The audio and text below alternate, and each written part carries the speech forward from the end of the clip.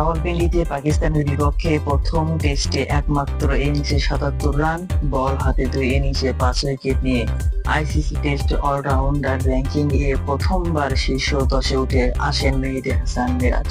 ভারতের ২ ম্যাচের সিরিজ শেষে সেই মিরাজ প্রথমবারের মতো উঠে এসেছেন টেস্ট অলরাউন্ডারদের র্যাঙ্কিং এর শীর্ষ ৫-এ। ইন্ডিয়া টেস্ট সিরিজের পর প্রকাশিত সর্বশেষ র্যাঙ্কিং এ ২ ধাপে এগিয়ে ৫-এ উঠেছেন মিরাজ। ৯টি রেটিং পয়েন্টে বেড়েছে তার। এই স্পিনিং অলরাউন্ডারের বর্তমান রেটিং পয়েন্ট ২৭২। পাকিস্তান সিরিজের আগে ছিল ২১৩ পয়েন্ট। ভারত সিরিজে ব্যাট হাতে ভালো করতে না পারলেও বল হাতে ২ টেস্টে নিয়েছেন ৯ উইকেট। টেস্ট অলরাউন্ডার র্যাঙ্কিং এর শীর্ষ ৫-এ আছেন আরেক বিশ্ব সেরা অলরাউন্ডার সাকিব আল হাসান। ভারত সিরিজ শেষে তিনি বর্তমানে ৩-এ অবস্থান করছেন। তার উপরে আছেন ২ ভারতীয়, ১-এ আছেন রবীন্দ্র জাদেজা এবং 2-এ আছেন রবিচন্দ্রন অশ্বিন।